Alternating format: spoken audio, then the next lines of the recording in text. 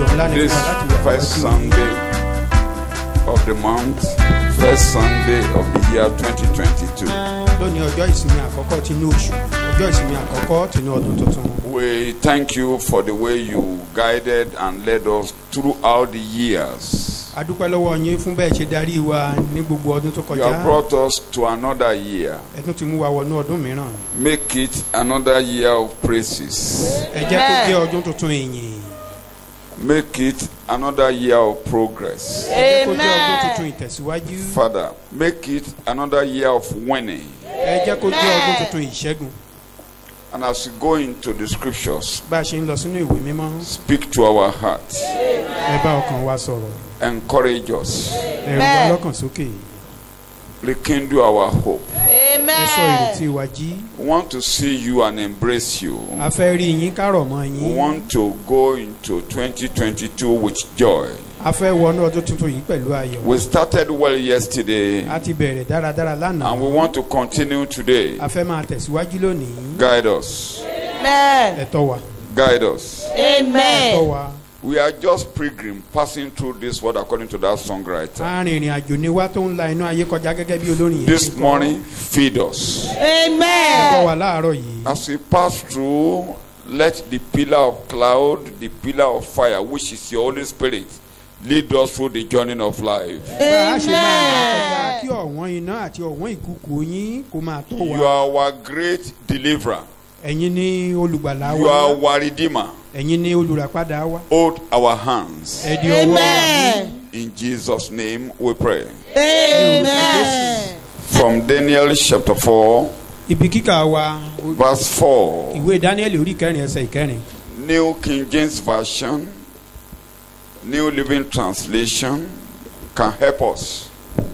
I called the word of late King Nebuchadnezzar. nínú ọ̀rọ̀ ọba Nebukadnesari ni mo ti mú ọ̀rọ̀ That's yìí. why where I'm addressing you this morning.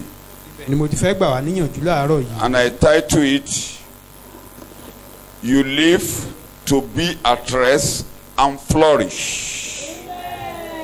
mo ní wàá máa gbé ní ìsinmi wàá sì gbilẹ̀. I repeat, you live to be at rest and flourish. wàá máa gbé ní ìsinmi wàá sì gbilẹ̀.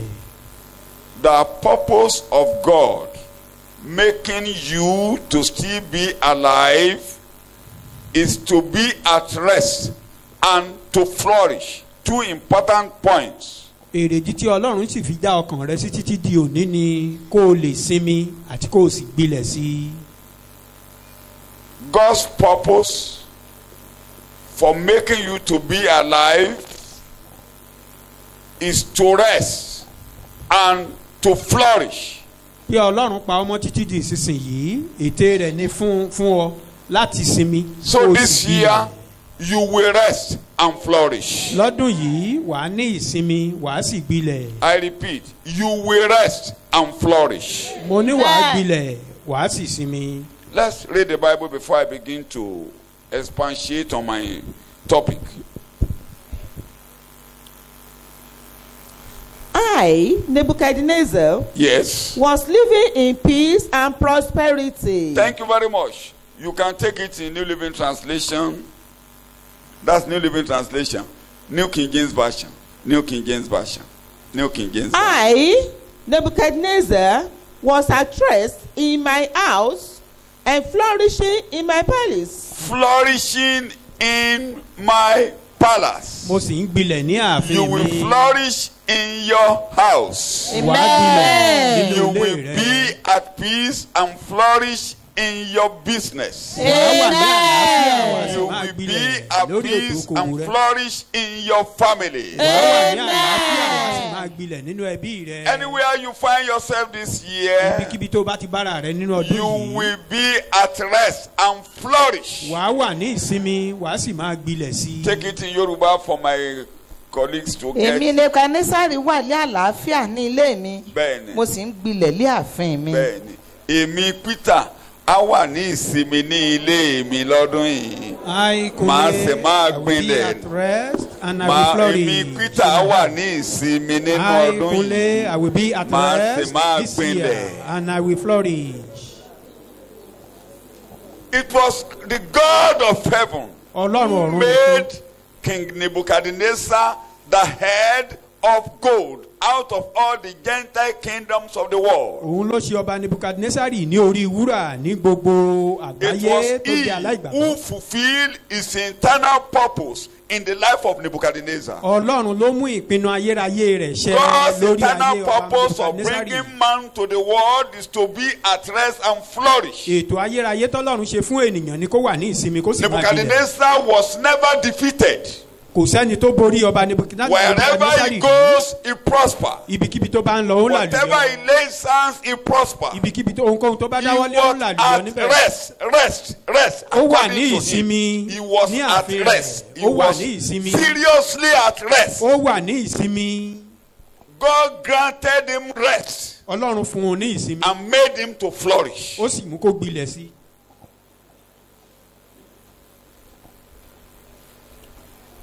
So in year 2022, nínú ọdún tuntun yìí, you will be at rest.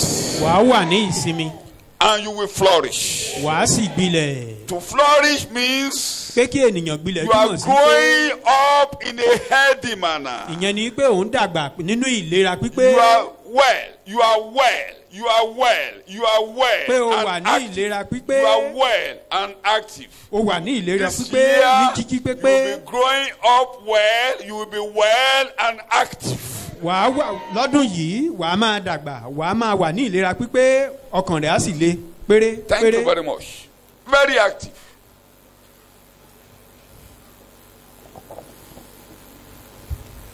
When we say you prosper, Tá a bá ní ènìyàn you làlùyọ, are well o ní and you ìlera. are active. Let me read the Bible Ẹ jẹ́ ká ka Bíbélì. to support the language I'm using to establish. I will be explaining two important words: rest, Èdè méjì ni flourish. màá máa tẹnumọ́ Rest, níbẹ̀. flourish. Ìsinmi Let me gbígbilẹ̀. explain flourishing or prosperity before I go to rest. Because Kí n ṣàlàyé lórí what will gbígbilẹ̀. make you to flourish, what will make you to prosper, Ohun tá a mú ká is gbilẹ̀ tá a to mú ká be làlùyọ. at rest. Òun ni ìyẹn ni tí Is ọkàn to wọn bá balẹ̀ be tá a bá wà ní at ìsinmi. rest. Ẹni tó bá ti wà ní ìsinmi tọkàn rẹ̀ Maybe I balẹ̀ á begin there. Let me gbilẹ̀. explain that. Kí n ṣàlàyé rẹ̀. The old purpose of the work of redemption of Èrèdí ètò Christ's ìràpadà. coming Èrèdí wíwá sáyé is Jésù. to restore rest to man. Òun ni láti dá ìsinmi padà fún ènìyàn. Man lost rest Ènìyàn sọ ìsinmi nù. and man lost flourishing. Ènìyàn sì sọ gbígbilẹ̀ rẹ̀ nù. Àbí Two important things were lost in the garden: ohun ńlá Rest méjìlá sọnù and nínú ọgbà. prosperity. Ìsinmi, Rest ìbílẹ̀, and flourishing. ìsinmi àti kí ènìyàn máa tẹ̀síwájú. The kó máa whole world gbilẹ̀. around Adam became dry. Gbogbo ohun tó yí Ádámù ká ló gbẹ. He was no longer at Kò rest. sí ní ìsinmi He mọ́. was no longer at Kò peace. sí ní àlàáfíà mọ́. This year, God will grant you rest Lọ́dún yìí Ọlọ́run á fún ọ ní and ìsinmi. you will prosper. Wàá sì It's gbilẹ̀. automatic when you are at rest. You just have to prosper. Tó o bá ti wà ní ìsinmi You dandan ni cannot make wàá làlùyọ. it in the midst of crisis. O ò lè làlùyọ You nígbà tí ọkàn rẹ ò cannot bá make balẹ̀. it when you are not at rest. Nígbà tọkàn rẹ ò bá balẹ̀ tó o sí ní ìsinmi o ò lè tẹ̀síwájú. To make it, you must be at rest. Pé kí ẹnìkọ́wọ́ ènìyàn tẹ̀ kó làlùyọ For ọkàn rẹ̀ King gbọ́dọ̀ balẹ̀. Nebuchadnezzar, Ọba tá à ń sọ̀rọ̀ rẹ̀ yìí. you can go and read his history. Ẹ lè lọ kà á lórí ẹ̀rọ He's ayélujára a o. king. When you cannot read his history, you can read the story in the Bible. You will see that Tẹ́ ẹ bá lè he's ka a ìtàn ẹ beloved. lọ sínú ìwé He's a Bíbélì. beloved of the King of Heaven, Ẹ rí i pé Ọlọ́run ọ̀run fẹ́ràn rẹ̀. and he was really at rest. Ọkàn rẹ̀ sì balẹ̀. And because he was at rest, Torí pé ó wà ní ìsinmi. God made him prosper wherever he goes. Ọlọ́run sì mú kó làlùyọ ní gbogbo ibi tó bá lọ. The only king like him, Ọba tó tún dàbí the only tirẹ̀. king like him in Israel was King Solomon. Ọba tó tún dàbí tirẹ̀ ní Ísírẹ́lì ní ọba Solomon Sólómọ́nì. was at rest Sólómọ́nì wà ní ìsinmi. and he flourished. Ó sì ń gbilẹ̀. No other king like him. Kò sí in ọba Israel. mìíràn bíi tirẹ̀ ní Ísírẹ́lì mọ́. Somebody has fought the battle for King Solomon. Ẹnìkan ti jagun fún ọba Sólómọ́nì. And that person was a man of war. ẹni tá à ń sọ̀rọ̀ rẹ̀ rí He was ọkùnrin a man of war. He came ni. only to fight battles. èrèdí tó fi wá ni láti jagun. And he fought and won. ó sì jagun ó He wá ó fought jà ó and jagun won. ó jagun ó sì He was ṣẹ́gun. born to fight. a bí He fún was ogun born jíjà to conquer. a bú fún He ìṣẹ́gun. fought, he won, he conquered wherever he goes. ó jà ó ṣẹ́gun That's King níbikíbi tó David. bá lọ That's dáfídì King ni. David. He has laid the foundation. ó ti fi ìpìlẹ̀ lélẹ̀ He was a fighter. jagunjagun To ni the glory of God, pẹ̀lú oore ọ̀fẹ́ to his ọlọ́run credit, he never Fún- lost and he didn't lose any battle. pé kò pàdánù ogun kan àbí kógun He kan borí fought rẹ̀. all battles and won. ó ja gbogbo ogun tó kojú rẹ̀ ó sì And that borí. is our the Lord Jesus Christ. jésù olúwa wa Who ni. came to fight the battle for you. ẹni tó wá láti jagun fún wa. Because he fought for Solomon, torí pé ó jà fún solomoni. God gave Solomon rest. ọlọ́run wá fún solomoni ní ìsinmi. And when he was resting, nínú ìsinmi rẹ̀ let him laugh, he prospered. ọwọ́ Let rẹ̀ him tẹ̀ smile, ó he làlùyọ. prospered. Let him raise his hand, his tó prosperity. bá ń rẹ́rìn àlùyọ Let ni. him lift his tó bá feet, gbọ́wọ́ his rẹ̀ sókè prosperity. àlùyọ. Let tó him bá gbé ẹsẹ̀ sleep on his ọ̀tún bed, his àlùyọ. prosperity. tó bá ń sùn Wherever he àlùyọ. goes, he prospers. gbogbo ibikíbi tó bá lọ àlùyọ Because àlùyọ he ni. had read the Bible, he fought no battle. torí pé ogunkógun kan kò So you kojú have rẹ̀. no battle to fight. èmi náà ń sọ fún ọlọ́dún yìí pé o lógun You jíjà have pé no ogun jíjà rẹ̀ battle tán to fight. ogun jíjà rẹ̀ If tán. anybody is telling you that we fight battles, it's not talking the Bible. tí ẹnikẹ́ni bá sọ fún mi pé ogun wà níwájú rẹ̀ kò You sọ only kò sọ fight bíbélì. battles when you are not born again. ẹni tó lógun jíjà ni ẹni tí ò di àtòbí. When you don't enter into Christ. tó o bá ti wọnú kristi. When you are not at rest in Christ. tọkàn rẹ ò bá ti sinmi nínú When you are at jésù. rest in Christ, ṣùgbọ́n tó o bá ti you have sinmi nínú no jésù. single battle to fight. ogun jíjà rẹ ti parí. Does he not Ológun- declare ológun according jíjà. to prophet Isaiah? ṣé kò sọ nínú ìwé Chapter àìsáyà ni. 42, chapter 40, orí verse 2. ogójì ẹsẹ̀ Chapter ìkejì. 40, verse 2. ìwé àìsáyà orí Isaiah ogójì ẹsẹ̀ 40, ìkejì. verse 2. orí ogójì ẹsẹ̀ ìkejì. Quickly, Isaiah 40, ẹ verse 2. sọ̀rọ̀ ìtùnú fún jerusalemu. That is the call, God, word of comfort to Jerusalem. ọ̀rọ̀ kí ẹ sì ìtùnú ké fún sí jerusalem pé nìyí. Tell him ogun jíjà Sọ fún- rẹ̀ you tán. have no battle to fight.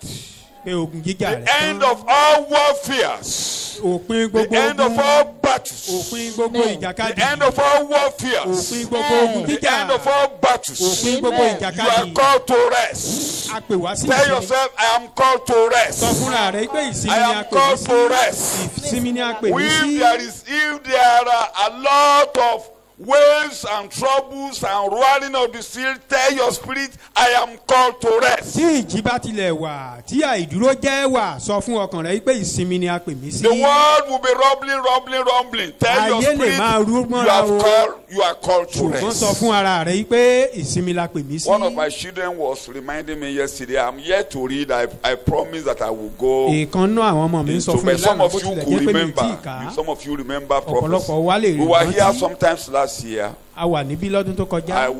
I'm yet to search and check that prophecy. mi ò tí ì wò There ó. was a prophetic declaration ìsọtẹ́lẹ̀ kan jáde. that pandemic is still coming, and it's coming like two-fold combined together. wípé àjàkálẹ̀ àrùn sì ń bọ̀ o onígbà méjì ló lè máa jẹ́. That the one that is going on pé eléyìí tó is ń lọ not yìí the end. pé kì í That tí ì ṣòpin rẹ̀. the world is still expecting something coming. pé ó sì ń bọ̀ lọ́nà. I will check the book of prophecy. mo fi máa wo ìwé àwọn ìwé àkọsílẹ̀ yìí. A news Ìsọtẹ́lẹ̀. was posted to me from News of Israel. ẹnìkan wọ́n fi ìròyìn kan ránṣẹ́ sí mi láti Ísírẹ́lì. You know, Delta Omicron ìkan is nínú. combined. You know, Delta Omicron. His name is 2 Delta and Omicron combined together. Delta Omicron. àjàkálẹ̀ àrùn tó ń báyé fira yìí orúkọ méjì tó papọ̀ tán fún You know, èyí tó we ń jà talk lọ́wọ́ of nìyẹn. COVID-19. We talk of Delta Omicron that is going on ìyẹn now. àwọn ọmọ tí kò róbí ni o. They said another flu is coming. A woman had already caught it in Israel, and they are searching on it. pé àìsàn kan tó ń bọ̀ that flu is wọ́n a dárúkọ rẹ̀ combination. It's a combination of flu and another coronavirus. yìí pé kòró àti àìsàn tí wọ́n dárúkọ yìí àwọn méjèèjì yẹn náà pawọ́pọ̀ wọ́n fẹ́ wá máa jìjàkadì báyìí That is still coming again. pé òun náà tó ń bọ̀ And the wọ́n lóbìnrin kan ti ní ní the Ísírẹ́lì. world, Israel has got to a stage whereby they are taking the 4th vaccine. àwọn ọmọ Ísírẹ́lì wọ́n ti ń gba ìpele kẹrin oògùn tí wọ́n ń fún wọn lọ́wọ́ yìí Why am I talking this to you? àjẹsára kẹrin wọ́n ti The ń gbà lọ́wọ́.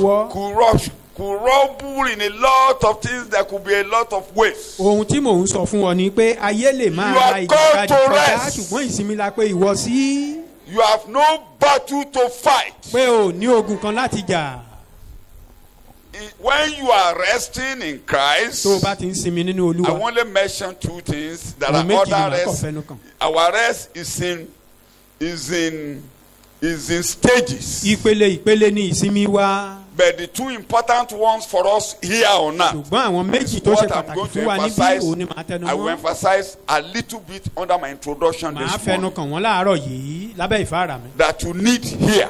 tá a nílò níbí You need that in the world a nílò wọn nínú ayé to níbí flourish. láti gbilẹ̀. And when you are able to accomplish that here, tọwọ́ rẹ bá ti tẹ méjèèjì there are other stages after this world. àwọn ìpele mìíràn tún wà lẹ́yìn ayé You will eléyìí. move into rest when you leave this place. tá a bá ti kúrò níbí àtúnwọnú Because ìsinmi mìíràn lọ. You, just as you move from one glory to another. gẹ́gẹ́ bí ìgbà tá a bá Are ń you listening to jí wa me? padà láti inú ògo kan sí òmíràn. 2 Corinthians chapter 3. Kọ́ríńtì kejì orí kẹta Verse 18 tell us, Ẹsẹ̀ as when ìkejìdínlógún sọ fún wa behold the wípé Lord in the mirror, bí in the ìgbà tá à ń mirror wo of his Ọlọ́run ní word, God will àwòdígí begin to change nínú you dígí. from one degree of glory Ọlọ́run á máa to yí wa padà láti inú another. ògo kan sí ògo mìíràn. In the same way you are called to rest, bákan náà bá a ṣe tù wá and you will sínú be ìsinmi moving from one degree of rest àwa to máa another. rìn láti inú ìpele ìsinmi kan And sí when ìpele you move mìíràn. from one rest to another, bá a bá ṣe ń rìn láti ìpele ìsinmi you kan sí begin to òmíràn flourish àwa máa gbilẹ̀. until you finally move to rest. Rest, títà àfi dé eternal rest. ìsinmi ayérayé. Rest number 1. ìsinmi àkọ́kọ́ And which will followed by rest number 2. tí ìsinmi kejì á sì tún tẹ̀lé. Begin with it this year. bẹ̀rẹ̀ lọ́dún yìí o bẹ̀rẹ̀ nínú Matthew lọ́dún yìí. chapter 11 ìwé Matthew orí ìkọkànlá verse 28. ẹsẹ̀ ìkejìdínlógún ẹsẹ̀ ìkejìdínlọ́gbọ̀n. Matthew chapter ẹ wá sọ́dọ̀ mi 11. Matthew orí ìkọkànlá ẹsẹ̀ You are reading ìkejìdínlọ́gbọ̀n. it from Amplified Bible Translation after the Yoruba had finished. ẹ wá sọ́dọ̀ mi gbogbo Come. ẹ̀yin tí ń ṣiṣẹ́ tí a sì dẹrù wúwo lé lórí èmi ó sì fi ìsinmi fún yín. Ó tó bẹ́ẹ̀ yẹn. Come to me, Come to me. all you who labour and are heavy laden and overburdened, You are really overburdened. You are heavy at heart. ọkàn rẹ wúwo. And you feel this world is a struggle. o wá rò That we pé are bound to ọ̀rọ̀ fight. ayé yìí ìjàkadì That ni you are o. bound to struggle. pé ṣe la bí wa ká máa jìjàkadì. That we are bound to labor. pé a bí We wa ká are máa bound ṣiṣẹ́ to ṣá. work and work before we can make pé it. ká ṣáà máa ṣiṣẹ́ ká máa ṣiṣẹ́ kọ́wọ́ wa tó Jesus tẹ̀. said, come. Jésù ní máa bọ̀. Is the choir ready? ṣé àwọn akọrin ti ṣe Are tán? you ready? Kí ẹ If you are múra ready, sílẹ̀. Jesus said, come. Jésù ní Yeah, yeah, yeah, yeah.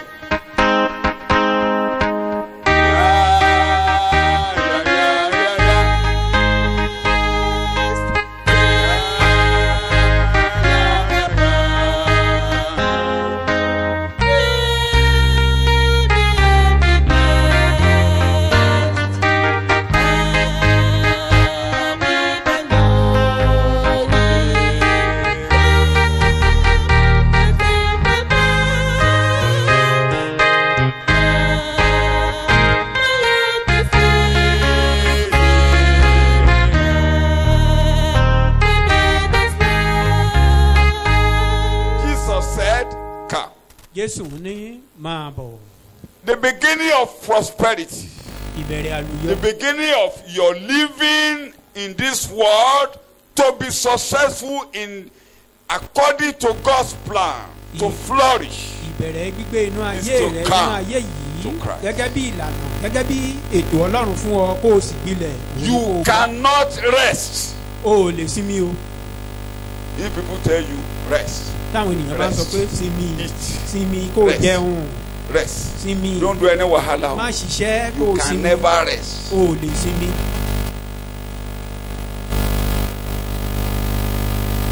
Adìyẹ balógun, ara ò rọgùn, ara ò rọ. Bẹ́ẹ̀ ni ìrìnàjò ọmọ ẹ̀dá that láyé. runs on the road. If you continue to O ò lè sinmi ni. you can't rest. That is O ò the lè journey of sinmi. man's life. Ibìkan la gbé ìsinmi pamọ́ sí. Arrest is kept in a place. Verse 3 and 4 Ẹsẹ̀ ìkẹta. of Hebrews chapter 4. Hébérù orí kẹrin. Hebrews chapter 4. Ìwé Hébérù orí Verse kẹrin. 3, verse 4. Ẹsẹ̀ ìkẹta. It's Nítorí very pé- important I explain my topic. Ó ṣe pàtàkì kí n If I don't go ṣàlàyé beyond kókó my yìí. topic, it doesn't matter. Bí mi tilẹ̀ kọjá abẹ̀ ó tẹ́ mi lọ́rùn. Because I have about 5 points which I know I cannot cover this month. Kókó márùn-ún ló wà lábẹ́ rẹ̀ tí mo mọ̀ pé mi ò lè parí In láàárọ̀. fact, I wanted to make this my January 1 message. That was the first preparation I made. But when I was worshiping God and I was in prayers, it was changed over. What you had yesterday is what I prepare for today. Ohun tí a fi ṣe ti òru ìyẹ́ta mójú àná òun ni mo múra sílẹ̀ fún ti àárọ̀ yìí ṣùgbọ́n níbi tí mo ti ń But when I jọ́sìn was ìyípadà in ti dé. worship, I've already done that over a month ago. Mo ti ṣe yẹn ní nǹkan bí oṣù kan sẹ́yìn rẹ̀. But when I was in the midst of worshiping and worshiping, God said, Wọ́n nígbà no. tí mo tún jọ́sìn níwájú Olúwa. Verse 3 and 4. nítorí pé àwa tí ó ti gbàgbọ́ wọ ilé ìsinmi gẹ́gẹ́ bí ó ti wí. Àwọn wo ló máa ń wọnú ìsinmi? Who are the people that Those enter that into His gbàgbọ́. rest? Àwọn ló máa wọnú ìsinmi Who nínú are those ayé people níbí that yìí. Those enter who into are Àwọn tó ń gba rest? Jésù. Those Wọ́n ló that wọ́n believe. wọnú ìsinmi gẹ́gẹ́ bí Ọlọ́run ṣe wí. That those who believe Take in it in Christ, English. they enter For into we rest who We, have according to the believed, plan Who of God. have believed in Christ. Àwọn ẹni tó trusting gbàgbọ́ in nínú and relied Jésù. on Those who God. relied on Christ, who relied on the blood of Jesus, Àwọn tó who sinmi lé relied orúkọ on the Jésù, work of tó sinmi lé redemption, ẹ̀jẹ̀ rẹ̀, tó who sinmi lé ètò relied on ìràpadà. Him for the journey of life. Tó sinmi lé Those fún ìrìn àjò hand wọn over, láyé. who trust Him, Tán sinmi lé who rely on wọ́n jọ̀wọ́ Him, gbogbo who rẹ̀. rest on His Tán bosom. ti sinmi lé ọkàn These àyà are rẹ̀. the people who Do enter that rest. Àwọn tá wọnú rest. ìsinmi tá à ń sọ. It is declaration that those who did not believe should not enter when he said, as I swore. Ẹni bá ti gbàgbọ́ pé Anyone kò ní í sinmi, Who didn't kò ní believe wọnú will ìsinmi. not enter into that rest. You know when he was taking the Israelites out of Egypt, Ẹ mọ̀ ìgbà tó ń kó àwọn Ísírẹ́lì jáde ní ilẹ̀ Íjíbítì. those who don't believe Àwọn tí ò gbàgbọ́ could not make it to Canaan, wọn lè dé ilẹ̀ Kénáánì. and they cannot make it to Canaan. Wọn lè débẹ̀. Canaan is a city of rest, Kénáánì jẹ́ ìlú ìsinmi. where everything has been prepared, Níbi tí Ọlọ́run ti ṣètò ohun where gbogbo they sílẹ̀ don't dè labor wọ́n. for anything. Níbi tí wọ́n ti They were ṣiṣẹ́ to enter there. kọ́kọ́ wọnú rẹ̀. But those who did not believe, Ṣùgbọ́n nítorí àìgbàgbọ́ àwọn kan they could not enter into it. wọn lè wọnú rẹ̀. And therefore, the writer is telling us that only believers, Òǹkọ̀wé náà wá ń sọ fún wa only pé àwọn believers onígbàgbọ́ nìkan enter into God's rest. àwọn nìkan ló máa ń wọnú ìsinmi Ọlọ́run. You rest in your mind. Wàá sinmi nínú ọkàn rẹ. You are able to rely, depend, focus Wàá only lè on sinmi, Him, wàá lè ní For your àfojúsùn, journey wàá lè of life. sinmi lé nínú ìrìn àjò wa nínú ayé. because you are at rest in mind, Torí pé rest ọkàn rẹ in your sinmi. spirit. Torí pé ẹ̀mí rẹ sinmi. Whatever you lay your hand, you will prosper. Ohunkóhun tó bá wá dáwọ́ rẹ lé wàhálà lùyọ níbẹ̀. Not that Solomon was sleeping in the bed every day. Kì í ṣe pé Sólómọ́nì Not that náà he ń didn't ó ń do sùn ó ń jí lójoojúmọ́ pé kò ṣe Let him ohunkóhun. rise up and lay his hand on something. Ṣùgbọ́n ohun tí à ń sọ God ni pé will bless ohunkóhun that tó bá ti project. gbọ́wọ́ rẹ̀ lé ìbùkún ni. God will bless that project Ìbùkún ni because you handed over. torí pé ó jọ̀wọ́ gbogbo rẹ̀. The mighty military, Ó bá pàdé lójú when àlá. the battle had been won by his father, Torí pé bàbá rẹ̀ ti jagun ó ti ṣẹ́gun our ìwé father, the ìlú Lord Jesus Dáfídì. Christ, has won the battle for us. Pé Jésù Kristi Olúwa wa òun náà ti And you jagun ó are ti only ṣẹ́gun fún wa. called to inherit what he has won. A kò pè wá ká wá jogún What ohun do tí you Jésù need? tó ti ṣẹ́gun God, ni. just give me the wisdom to follow you. Ọlọ́run wá Give me béèrè the lọ́wọ́ rẹ̀ understanding kí ni ohun heart. tó nílò. Just lay your hand Ó ní kó upon fún òun my ní heart. ọgbọ́n àti òye Lay kó your gbé ọwọ́ hand lé ọkàn upon. mi. Let your hand be in my heart. That's Kí all. ọwọ́ rẹ kó Let ṣàdúró lé God ọkàn mi. lay your hand upon my heart. Kó o gbọ́wọ́ rẹ lé Direct mi my, lọ́kàn. direct my knowledge. Kó- Direct my mind. Ọgbọ́n Direct àtòkè my wá kó o da ọgbọ́n lé mi spirit. lórí And that's what you òye. need. If there is no direction for your soul, no direction for your spirit, Ohun you táwa cannot náà nílò rest. nìyẹn. You cannot Tí ò rest. bá ti sí ìdarí àtòkè wá lórí ẹ̀mí lórí ọkàn wa. Lay ó your hand lè upon my heart.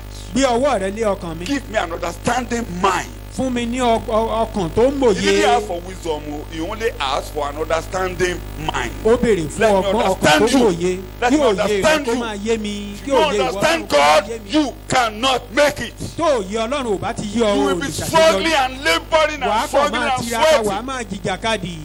Bẹ́ẹ̀ ni wàá máa làágùn. And you will say the world is a battle. Wàá wá rí ayé yìí gẹ́gẹ́ bí ìjàkadì. Àti gbogbo ilé tẹ́ ń gbọ́ lórí And all those things you àwọn listen ìrírí ayé. to on the wọ́n máa radio, jẹ́ kẹ́ ẹ mọ̀ kó gun láyé. they will let you know that this world Ṣẹlẹ̀ wá is jà mí. about you, that you come to this world to fight.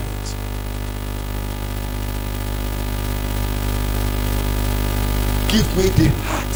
Give me the mind. Fún mi Give ní me the ọkàn mind ẹ̀mí to understand you. tó yé rẹ̀ ayé. That's salvation. Ìgbàlà ló ń jẹ́ bẹ́ẹ̀. What God does as salvation, Ohun tí Ọlọ́run ṣe níbi ètò ìgbàlà. and you hand over, I cannot carry the journey. God Yes, will the just, word. God just The lay word sand pé in your. That's why mi ò the lè dá word ìrìn of àjò God yìí. will come, prick your Òun ló heart. fi jẹ́ pé ọ̀rọ̀ Ọlọ́run lá lù ọ́ lọ́kàn. I can shout ọlọ́gbẹ́. Don't prick your heart, Òtítọ́ rè. and you will see that this is the Nígbà tí truth. ìmísí yẹn bá ti bá ọ When lọ́kàn, the inspiration comes to your heart, mi ò fẹ́ gbélé ayé ẹ̀ṣẹ̀. I don't want to live the life of sin anymore. Ó kú torí ẹ̀ṣẹ̀, ẹ̀ṣẹ̀ ló ń ba ayé You ènìyàn jẹ́. died for my sins. Fún mi Sin ní do ọkàn ruin àti man's bá ọ rìn. life. Mo Give me fẹ́ the bá ọ heart rìn. that Mo will fẹ́ walk with tẹ̀lé you. ọ. I want to Mi ò follow fẹ́ you. gbélé ayé bí I don't ènìyàn want to lásán. live Mi this ò fẹ́ world gbélé like ayé bí ordinary man. ẹranko. I don't want to live this life as a beast. Ìbẹ̀rẹ̀ ìsinmi nìyí. That is the beginning of rest. Tó o bá wọ̀ yẹn lọ́dún yìí, You don't enter into that this year, kò sí àṣeyọrí kan. no success. Bẹ̀tẹ̀yìn tó bẹ̀rẹ̀ níbẹ̀ tẹ́ ẹ̀ bá ẹ̀ bẹ̀rẹ̀ ẹ̀ Who bẹ̀rẹ̀ started láàárọ̀. there? If you are yet to That's what start, I'm saying this morning. better you start Nǹkan now. tá a pè wá sí nìyẹn o. That is what we are called for. Kí la pè wá sí o? We are called to rest. Tó bá dẹ̀ ti ń sinmi, mo fi dá ọ Why lójú. resting? I'm Nínú assuring ìrìn you, àjò ayé, in the journey of life, ọwọ́ àìrí a máa darí ètò the ayé rẹ̀. invisible hand will be controlling your life. Àwọn ọba méjì ni mo dárúkọ fún yín. I Torí mentioned ọba the lẹ wá king jẹ láyé. here because you are born to Mo rule. dárúkọ ọba kèfèrí kan. I mentioned Mo a dárúkọ ọba Gentile Ísírẹ́lì king, kan and I ṣoṣo. mentioned one Israelite king. Torí ọba la bí yín. You were born a Pé ohun king. tí ẹ bá gbọ́ wọlé kó That ṣeé ṣe whatever you lay your láyé. hands on should Ṣùgbọ́n prosper. Ọlọ́run gbọ́dọ̀ ráàyè nínú But ọkàn. God must have chance in your mind. Ó bá ka Bélì. When you read Bible, Ìgbà mi wàá ka ní Síkẹ́rì wàá ka wà. At time you read, when you read Ezekiel. Mo fẹ́ràn ẹ̀. Ọlọ́run gan fẹ́ràn ẹ̀. even I love King Nebuchadnezzar Ọlọ́run as well as dùn. God. He's my servant. He's my servant. Ọlọ́run He's ní my ìránṣẹ́ servant. òun ni He's my servant. ìránṣẹ́ mi ni. Ènìyàn á máa ṣe bí ènìyàn. Man will behave like man. Ọlọ́run á máa ṣe bí Ọlọ́run. God Àbí kò máa behave lọ́run like ṣe God. bí Ọlọ́run. Ó Ọdún gbéraga. Ọmọ Though yìí Nebuchadnezzar ọmọ was yìí mo proud. láìkí ẹ jù bẹ́ẹ̀ lọ. God was pampering him. O fẹ́ I gbọ́dọ̀ love o you. wà lọ skul You o. want to disobey me? Wà lọ I will, school, I will o. train you in a strange O máa land. lọ skul o. I will train you strangely Máa yà ẹ́ wèrè. and make you insane. O rẹ́ni tó yà ẹni tó fẹ́ràn ní wèrè rí. Have you seen someone that make someone he loves to be Ó insane? ya wèrè ọdún méje péré. Eventually, King Nebuchadnezzar was insane for Go 7 where? years. Kò rí nǹkan. All the nails was sharp as that of eagle. God is a disciplinarian. Ọlọ́run máa Ẹ̀yin ó òbí máa tẹ́ ẹ̀ bá fọ ní. mọ́ ọmọ yẹ̀gẹ̀yẹ̀gẹ̀ wọ́n nìkan ló máa jìyà ẹ̀. You parents that you are handling He's your a disciplinarian children to the core. with levity To the hand, core. you better handle them To the core. rightly. Kí Is Ọlọ́run it Israel? God ṣe is a Israeli disciplinarian. ní He's a Ọlọ́run disciplinarian. ó fọwọ́ King líle mú wọn. Nebuchadnezzar are disciplinarian to the core. Lórí ti To the Nebuchadnezzar náà ọwọ́ líle 7 lọ́lọ́run sí. years of insanity. Ọdún méje nínú wèrè. ìgbà tó rí bó ti kẹ́kọ̀ọ́ tán. When God discovered he has learned, ohun tí mo ní kó wá ṣe láyé. now God visited him. What the purpose of your coming to this world? Now go to it. bẹ́ẹ̀ ló fẹ́ atẹ́gùn sí ọpọlọ. He just blew ó a ní ní fresh òpin air to ọjọ́ mi his brain. iyè mi ṣí àbí kí ṣe bẹ́ẹ̀ ló sọ. And at the last, mo fi my ìbùkún fún understanding was ọlọ́run ọ̀gá ògo and I give ẹni tí glory ó wà to the mighty ẹni tí God, agbára he ìjọba ń who ṣe lives tirẹ̀. forever, whom all the forí kingdom balẹ̀. belongs to.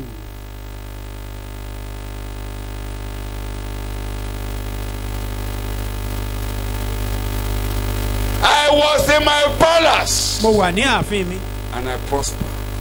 mo ń gbilẹ̀. ìgbà tó kó tó wọ gbọ́ ọ̀hún rẹ̀ o. That was before he entered into the bush. sùn tó ń wá lábẹ́ òun tọ́lọ̀ ò ṣe fún. God prospered torí ó him ní ìsinmi. because his mind tó o bá ní ìsinmi was at rest. kò sókè tó fẹ́ gùn tó máa ṣòro fún. If you are at rest, there is no mountain you will not be able to climb. ìsinmi ni pé kó o ní ọkàn tó gbẹ̀kọ́ ọkàn Rest akẹ́kọ̀ọ́ means for you to be ọkàn a akẹ́kọ̀ọ́ learner. jẹ́ kí n ní You have ọkàn a ìmòye learning mind, an jẹ́ kí n ní understanding ọkàn mind, a akẹ́kọ̀ọ́ learning mind. mo sinmi lé ọ mo I gbẹ́kẹ̀lé trust ọ in you. I mo depend sinmi on lé ọ̀rọ̀ you. rẹ I trust in jẹ́ your kọ́rọ̀ word. rẹ máa darí ọkàn Let mi your word be jẹ́ kọ́rọ̀ rẹ in máa charge of my darí ayé heart. Let mi it be in charge of my ìbẹ̀rẹ̀ life. ìsinmi nìyẹn That is the kí beginning ni mo of forúkọ life. rẹ̀ ń jẹ́ ẹ̀yin ọmọ Ọlọ́run tó o bá ìní yẹn You are yet to have that. you can flourish. O ò lè gbilẹ̀ o ò lè tẹ̀síwájú. gbogbo ohun tó o bá kó jọ Whatever you might owó ara ẹ have ló máa gathered, fi dá sókòtò. you will just Owó ara ẹ scatter pátápátá. them even with your own hand. Ọlọ́run ní jẹ́ ká kábọ́mọ̀ láàyè. May we not at the end of regret. your journey you can do Life. like this and regret. Pé lópin ìrìn àjò rẹ wá lè wà á jẹ́ dé stage kan kábàámọ̀. láyé wà á máa bẹ̀rẹ̀ pé kí ló wá ṣe láyé. You will get to a point in life. Ó bá You'll be wo bí- asking why am I? gbogbo tó ń lé tó What ń lò is the fẹ́ purpose kó of jọ my living? you don't rest you All don't what rest you are pursuing, and you cannot without enjoy rest. them. Nígbà tó o bá fún ọkàn rẹ ní ìsinmi o ò ní lè gbádùn gbogbo ohun tó ń lé òun. bẹ́ẹ̀ ni wà á máa gòkè sí wà á máa lé sí wà á máa lé sí And you will but continue no to rest pursue. no rest you are empty Ṣùgbọ́n kò sí empty ìsinmi, empty òfo empty lásán, empty òfo lásán. because you are not born for materialism. Torí pé àbí wa fún dúkìá lásán, You are called to rest. ìsinmi la pè wá sí. Jesus went further Jésù ń tẹ̀síwájú. in verse 29 of Matthew chapter 11. Ẹsẹ̀ ìkọkàndínlọ́gbọ̀n I ìwé want to Mátíù orí explain kọkànlá the tá two a kà. rests. I will quickly do that if my topic is clear to you. Out of my 5 points, maybe Tí I can kókó tá à teach ń one wò or bá two. ti yé wa, or mo three. lè mú bóyá You may be Ẹ̀kọ́ less méjì Sunday for lábẹ́ the rẹ̀. rest. ẹ gbé máa àjàgà wò. mi sí ọrùn yín kí ẹ sì máa kọ́ ẹ̀kọ́ lọ́dọ̀ mi. You understand? O ti béèrè, o ti ní ọkàn ìmòye, you o have ti an ní ọkàn understanding akẹ́kọ̀ọ́. mind, a learning mind. Choir be prepared, I'm coming to you. O ti ní ọkàn ìmòye, o ti ní An ọkàn understanding akẹ́kọ̀ọ́. mind, a learner's mind. Nísìnyí tó Now, ní ọkàn akẹ́kọ̀ọ́. That you have a learning Ìtumọ̀ or àjàgà. learner's mind. The meaning of you. Pastor mi, Dr. Ẹlẹ́ranko, One of our pastors here o ti kọ́ wa. has taught Ní- us. O ti kọ́ wa, o ti jẹ́ kí n mọ nǹkan tó ń jàjàgà. He made us to know what yoke means. O ní ṣé o mọ ewúrẹ́? Do you know goat? Òun ló kọ́ wa mi ò mọ̀ wéde bẹ́ẹ̀. He taught us. I don't understand it O to ní that ikùn level. mẹ́rin ni ewúrẹ́ ní. That they have four stomach. Ikùn mélòó ló ní?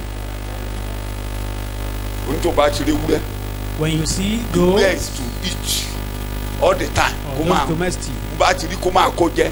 Ẹ kàn déédéé rí pé they just eat ewúrẹ́ anyhow. yìí kì í yó ni kò lè yó. You'll be Ikùn mélòó ló ní? discovering why is this goat not So kó bá feed. ó ṣẹ̀ṣẹ̀ fún lóúnjẹ kó bá ti lóúnjẹ yẹn báyìí àkọ́kọ́ They just eat. a máa kó mi ní They a máa kó swallow mi them. a máa kó mi a máa kó mi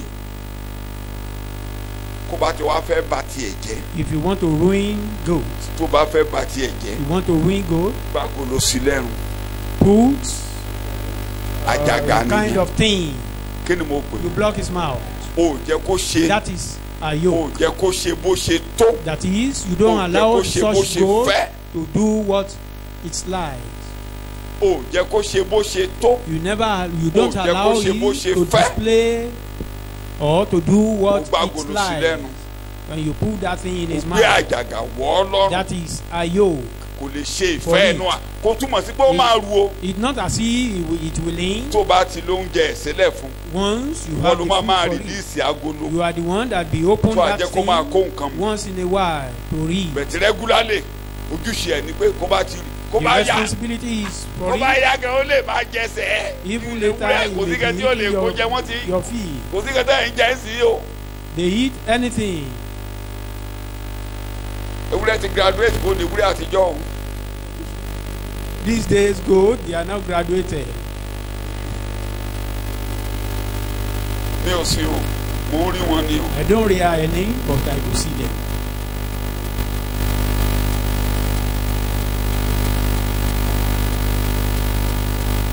àjàgà ni mò ń túmọ̀ Trying àjàgà ni to give pé illustration of o ní yoke. ṣe ohun tó o fẹ́ mọ́. Yoke means you will not be doing yourself will. ìgbà tí ọlọ́run bá Ísírẹ́lì sọ̀rọ̀ When God was spoken to Israel, ó ní mò ń kó yín wọnú àjàgà He said, "I'm ó ní taking Jeremáyà ó you, kọ́kọ́ ṣe àjàgà giving igi you a yoke." ó ní kó gbé kọ́rùn sọ fún Ísírẹ́lì Jeremiah gbogbo was yín commanded to ẹ ti do ọrùn bọ a àjàgà yoke of wood. ọba And God Nebukadnesari told them, "Put òjíṣẹ́ your mi neck ni into the yoke ẹ of King gbé orí yín Nebuchadnezzar. sábẹ́." He's my servant. Submit yourself unto him." wòlíì kan wá dé pé And a Òpùrọ́ ni particular ọ́. false prophet ó wá now gbé igi yẹn came. ó já wẹ́lẹ́wẹ́lẹ́ ó gé He ó sọ níbi break ìdáná that yoke.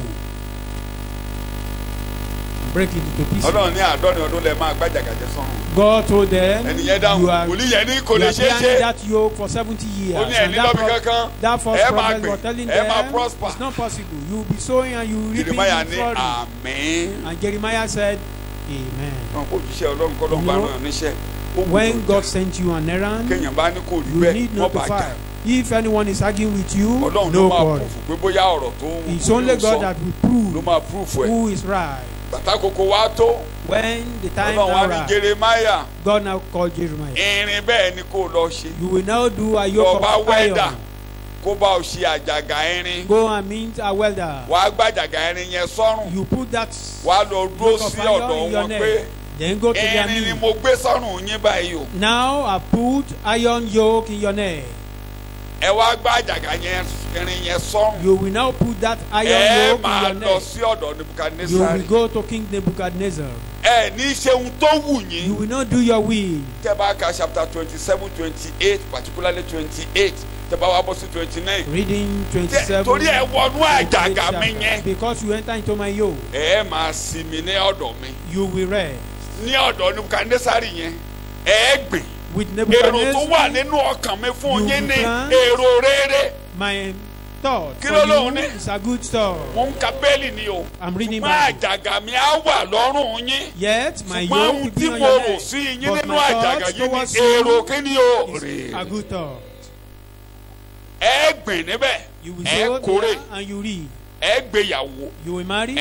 ó sọ ohun rere gbogbo He prophesied good, àwọn kẹ́ni wọn ò lè wọnú so many àjàgà good things. Some refute it that you are not going ẹ to Egypt. wọ́ You are not going. wọ́n ní Egypt làwọn ń lọ They said they are returning to tí Egypt. ẹ bá wọ Egypt ẹ kú If you go to Egypt, ṣùgbọ́n tí ẹ bá ti Without wọnú àjàgà entering òjíṣẹ́ into mi my own Nebukadnesari servant yoke, gbogbo ohun King rere tí Nebuchadnezzar, èèyàn ń ṣe láyé all good gbogbo ohun things tí in mo the ní world, lọ́kàn lẹ́ máa all bá that I have pàdé for ní you, Bábélì go and you read make this it chapter that you 29 fulfill. I'm not having time In for your that life. this morning That is chapter I'm only 29. explaining àjàgà rẹ̀ Trying to explain what yoke means. rẹ̀ fún yẹ mo rí kó rọrùn kó ṣòro láti fàyè mi sílẹ̀ dídùn gbogbo rẹ̀ wá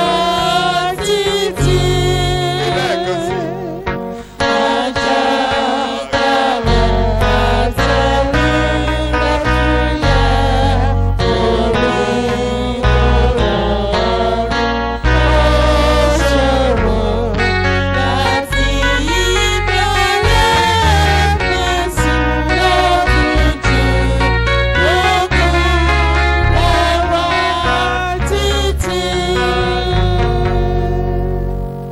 so God is saying Ohun tọ́lọ́run sọ Christ wípé said Jésù ní.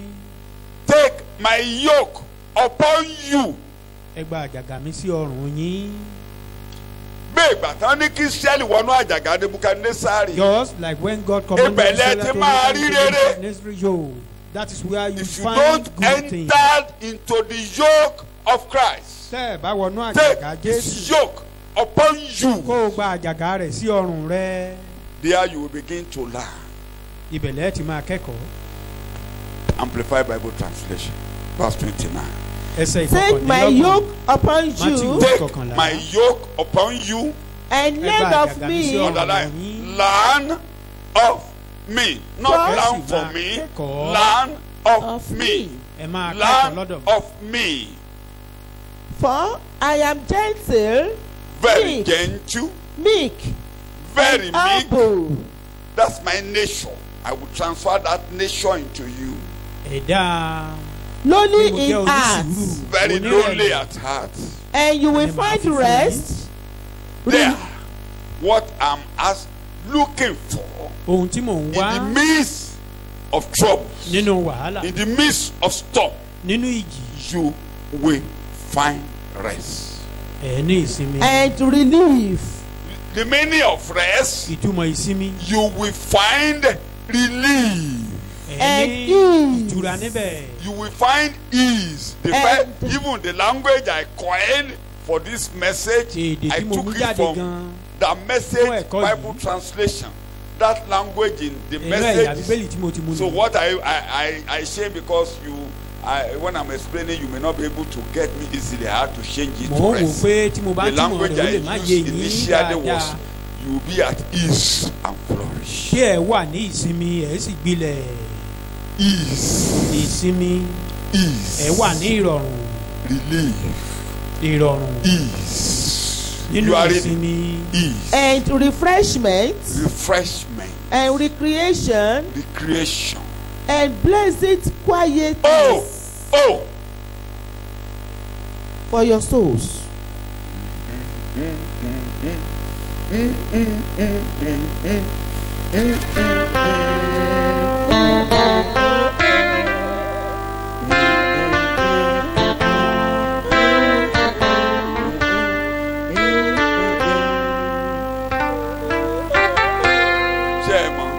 Blessed quietness, holy quietness, what a show, rising my soul.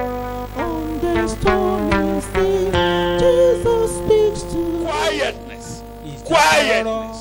ìdákẹ́rọ́rọ́, ìsinmi. Gan ni gbogbo ayé ti wó. That the Ọkàn rẹ̀ whole world dákẹ́, ọkàn rẹ̀ has sí mi. crumbled. Yet your mind Ọkàn ẹ̀ is ní at rest. ìdánilójú. Your Ó ní mind ìdákọ̀ró has kan. assurance. It has an anchor. You can only get that when you have taken the yoke of Christ. Ìgbà tí a bá Like ti gba àjàgà Israel Jésù sí was ọrùn asked to enter into the Gẹ́gẹ́ bí àwọn yoke ọmọ of Ísírẹ́lì, Nebuchadnezzar. Ọlọ́run ṣe darí wọn pé kán gbé àjàgà ọba Nebukadnesari sọ́rùn wọn. Are you tired? Worn out? Burnt out on religion? Come to me.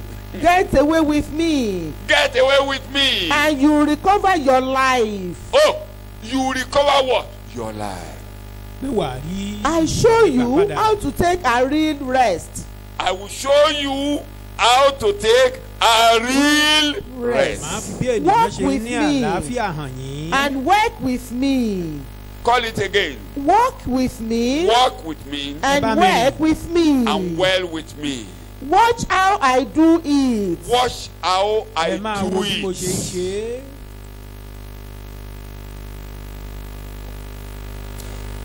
Learn the unforced rhythms of Ó grace. tó ìyẹn ló kó àwọn òun ló kó àwọn méjìlá jọ.